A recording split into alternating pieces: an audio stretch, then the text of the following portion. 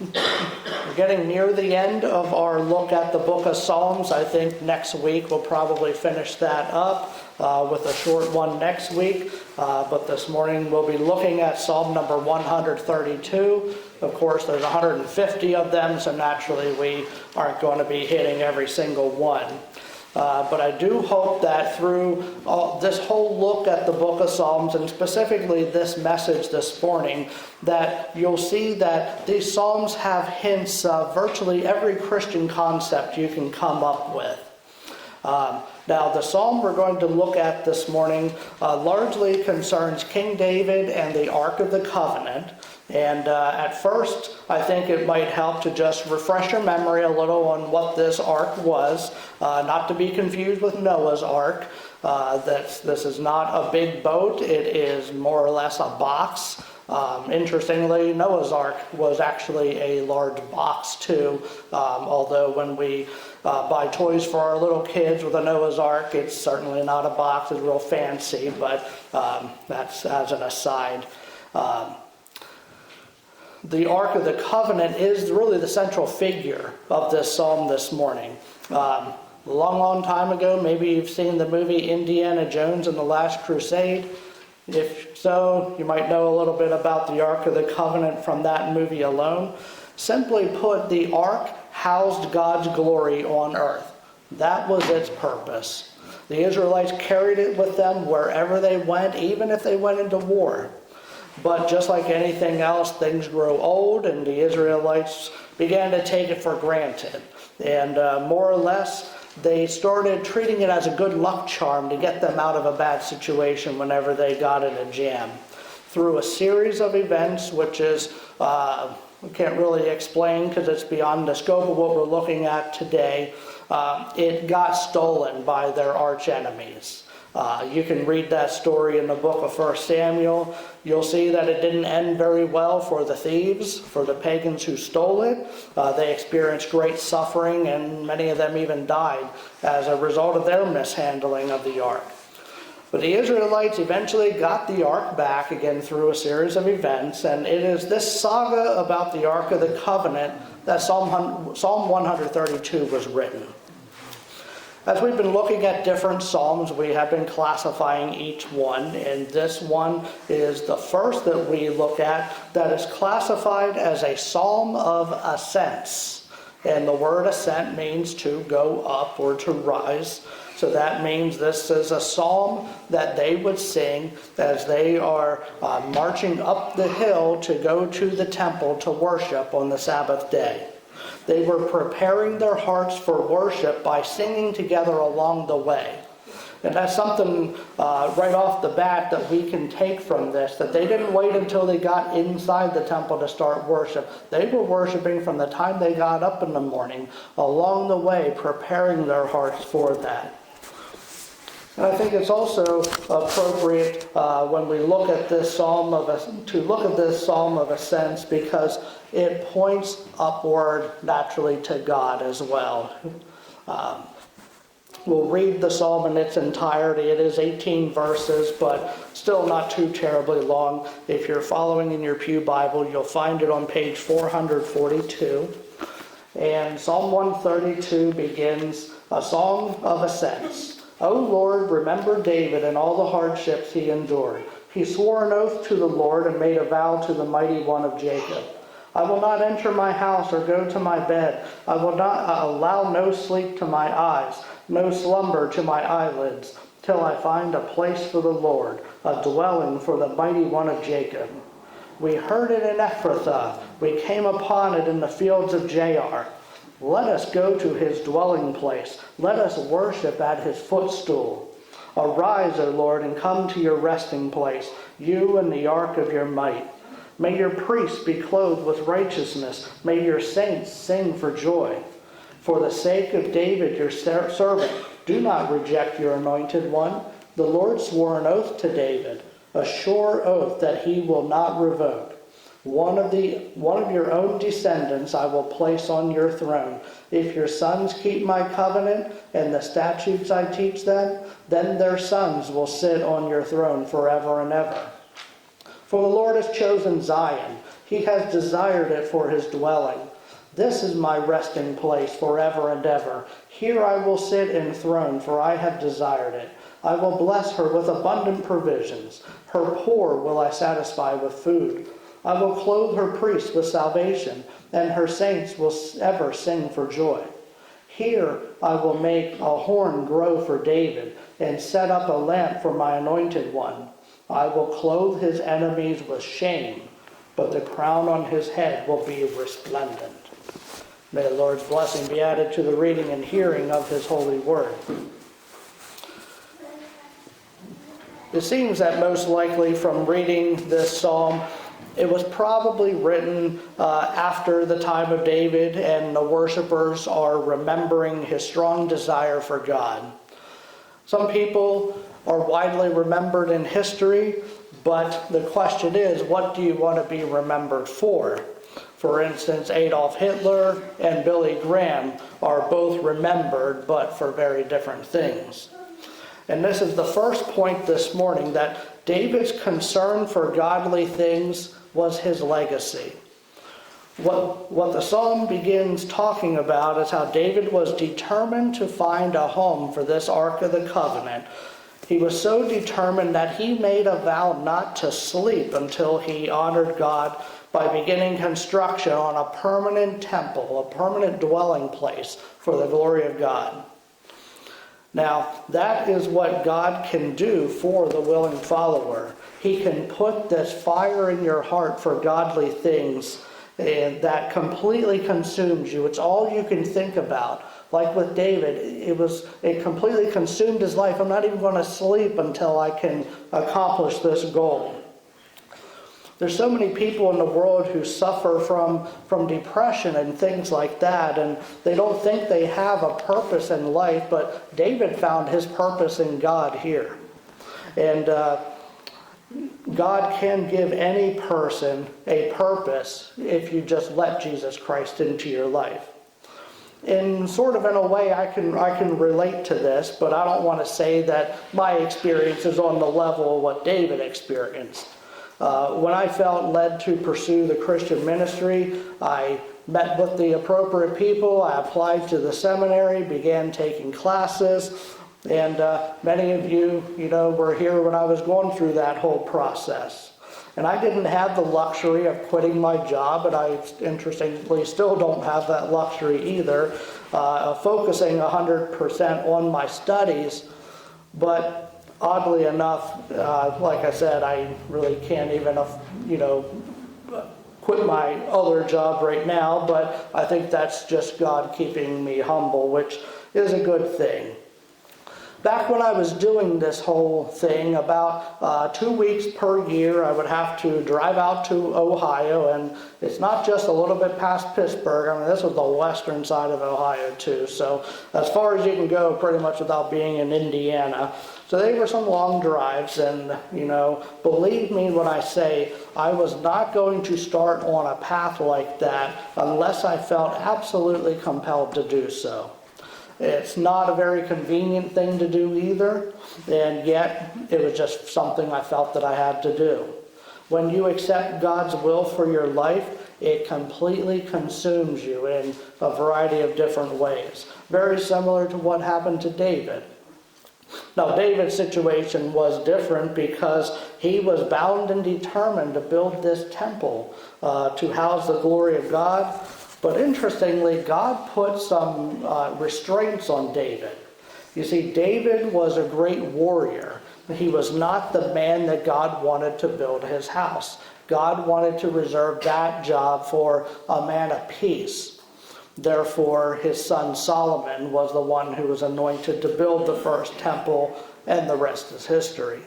But that's not to say that David was wrong in his desire to build the temple. It illustrates David's great concern for godly things. And the fact that God didn't allow him to build it shines even more light onto David's character, as he accepted that that was God's will for his life and he didn't push the issue.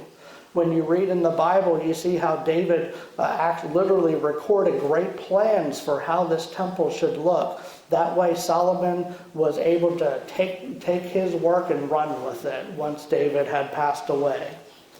If David were a selfish man, then as king of Israel, he could have ordered the men under him to begin work all at once, but he didn't do that because he feared God. And when you read through the books of Samuel, you see that David had every reason to fear God, because you may recall an instance where they were hastily moving this Ark of the Covenant from place to place, and they were going down this real rocky area, and it seemed like the Ark was going to fall, and this man named Uzzah reaches his hand out to grab and steady the Ark. Well, how did that work out for him? If you remember the story, he was struck dead in an instant because man was forbidden to touch the ark at all costs. That's why they had these wooden poles that they would slide through these loops on the side. That way they could touch the poles and move it, but not have to touch the ark. What we see from David is that his concern for God was a reflection of his heart. When you think of the way that you live your life, what it boils down to is this: what is in your heart? Now, look at the ark and the way that David wanted to honor God. The Israelites would travel around and they would set up a tent and so that they could worship, and then the next day they would take it down and they would move on to the next place and set up a tent again and so forth. David has such a heart for God that now that they had their land in Israel and they weren't moving around so much, he wanted to build that permanent dwelling place for God. And he could have built the most lavish temple that you could imagine because he was king and Israel was a very wealthy nation at the time. They could have had gold-plated this and the finest that and so forth. But do you think God really cares about all that gold here on earth? Well, I'm pretty sure, God does and he doesn't, and I'll explain what I mean. He doesn't care about it, but it doesn't mean he doesn't want it. And again, that really doesn't clarify things. What I mean is that God would not be any richer with a temple being built because God's wealth isn't based on anything on earth. But what is important is he wants to see a reflection of what is in the hearts of the people who worship him. It's like presenting our offerings every week. God doesn't need this money. This money doesn't vanish into heaven or anything like that. And God's certainly not up in heaven logging in the offering amount in a checkbook every week either. He knows if someone is sitting on $100,000 in cash under their mattress, just in case the stock market crashes like they did back in 1929, and he knows if that same person only put $1 in the offering plate. But that's not even really the point, though. It's not about the amount you put in. It's what is behind your heart when you put it in. The question is, what do you value more? Extra material things that you can get with that same money, or honoring God in a different way by providing for his church or providing for a variety of different evangelistic ministries as well? People who are doing very good work every single day outside of the confines of your normal church. That's one thing, being more concerned with material things, but here's another. Do you trust God enough to provide for your needs if you put a certain amount in? And again, it's not about the dollar amount. It is possible even for a person to show that they trust God more by donating $5 rather than $50 in certain circumstances. You have to look at the whole picture, which is why I look at the offering as simply another way to worship God by showing him what is in our hearts. So no, God doesn't care about the offering in a sense that he doesn't need it to survive and purchase his next meal and keep his electric bill, without being shut off and so forth. Because money isn't the only way that you can manifest to God what's in your heart. There may be people who can't afford to put as much in as the other person, but it doesn't make sense also to give too much and to try to, act like I can do more than what I can in an effort to prove how righteous I am. Then I don't have any money left, and then when my bill comes due or my rent or my mortgage comes due, I can't pay it on time, then I have late fees. That's not a good thing to do either.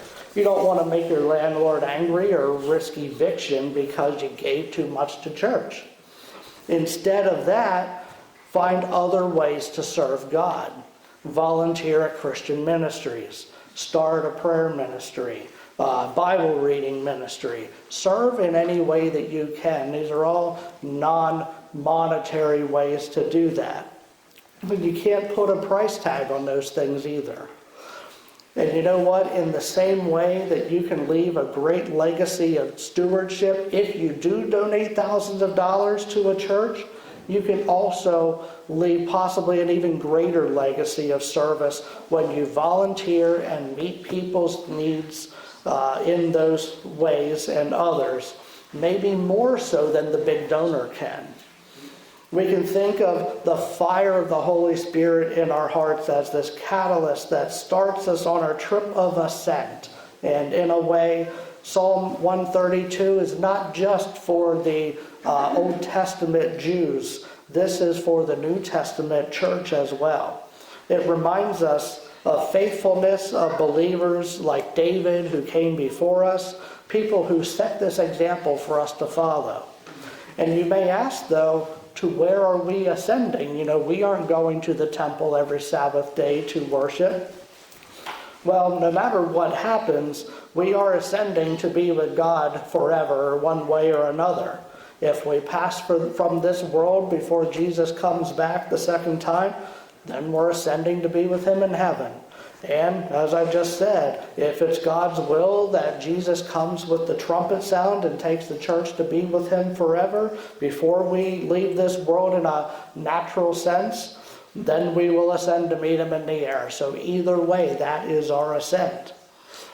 And that's sort of a long first point to the message here, but it does lead to a much shorter second point, which concerns the way that the Israelites found the ark. In verse 6, it says, in verse 6, we heard it in Ephrathah, we came upon it in the fields of Jaar. Now this would be a very shocking statement to a Jewish person back in the time this was written, because you're talking about the most holy, most valuable piece of furniture, I guess, you could ever imagine. Yet where do they find it? They find it in a field, out in the woods. Now talk about finding a diamond in the rough there. But it's very significant as it illustrates how oftentimes we find God in places that we do not expect. For instance, a person who isn't a believer in Jesus might go to a funeral of a friend, and hopefully the pastor starts talking about Jesus and the finality of the decisions you make. And that person might scratch their head because they wouldn't expect someone to start talking about the God of life when someone just lost their life. So this is a situation where God shows up where you least expect him. Or if someone close to you, God forbid, is diagnosed with cancer, what do you often see? People praying to God for healing and for comfort. Praying happens an awful lot in hospital rooms, by the way. A non-believer would expect people to be more concerned with what the doctor has to say on a specific issue, yet you find God there at least as much. Now, as far as this Ark of the Covenant is concerned, it was an Old Testament concept, but we're now under the New Covenant. We aren't looking for an ark anymore. And do you know where people go to find God now? We go to the cross and to the empty tomb to find him. Look at each of these.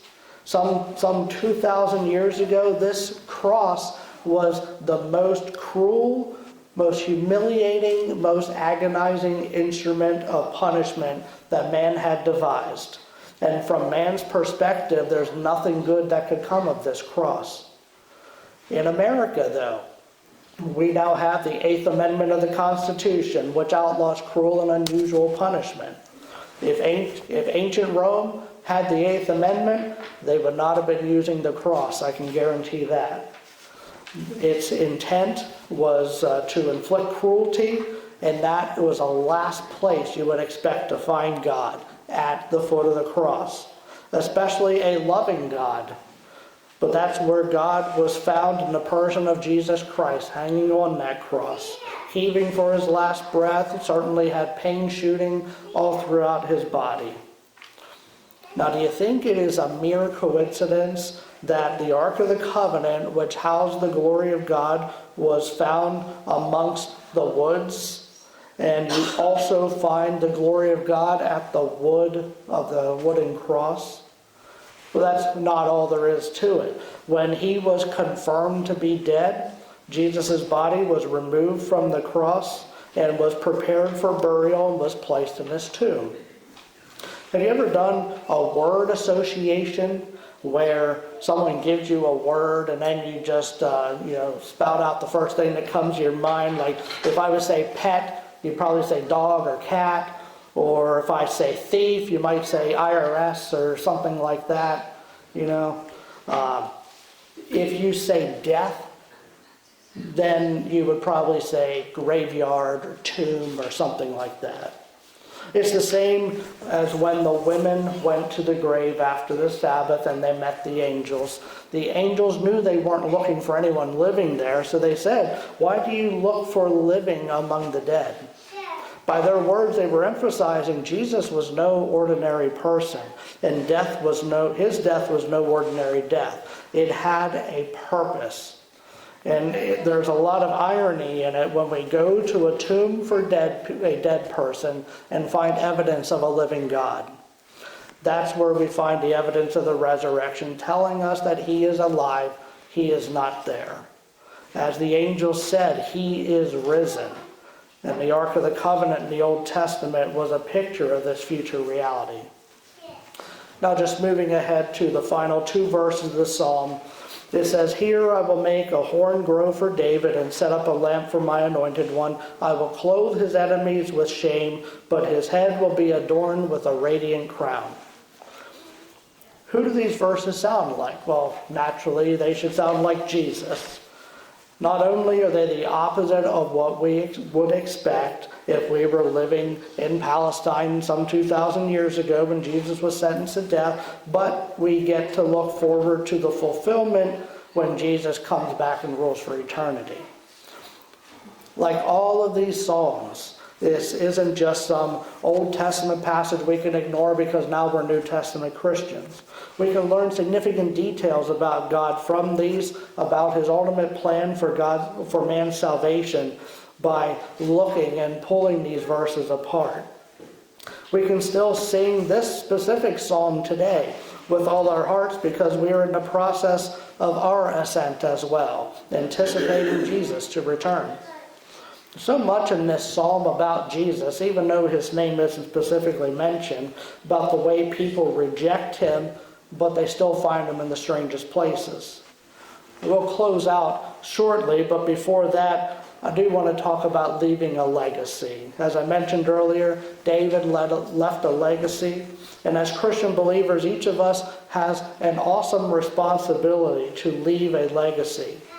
Now, don't compare your legacy to David or to anyone else because God called David to serve him in a specific way, and he's called each of us to serve him in a specific way that may not be the same as anyone else. But who's to say that your desire to serve God isn't as strong or more so than David's desire was to find this permanent resting place for the ark? We've each been gifted and called by God in various ways. For instance, Billy Graham led numerous people to the Lord, but maybe your legacy is to just influence one life for Christ. One person is very significant and very important to God. That's what Jesus talked about when he said that the shepherd leaves the 99 and goes to find the one and bring it back into the fold. Maybe that's the one that you have a hand in. And maybe God called you to help finances work through the church. It gives you an opportunity to prove how much you trust God by helping in that way. Or maybe you're among those who are called to serve by lifting others up regularly in prayer, a very serious prayer ministry. Maybe you're the one who gives people comfort when they need it the most. Or maybe you're one who is gifted to teach God's word. So many other ways we can serve God. We can't list them all here. But it's my hope that you have an idea of how God has called you to serve him. But if not, you can ask God for that clarity too, and to make it obvious to you in ways you can serve him. And better yet, you have a whole church of people here who are willing to pray for you if you need that clarity. Just keep an open mind, because just as the Israelites wouldn't expect to find an Ark of the Covenant out in the woods, also an unsaved person wouldn't expect to find a living God among the tomb of a rich man. God often doesn't do what we expect him to do. There's a chance that you won't expect what he has in store for you either. Let's close out with a word of prayer at this time.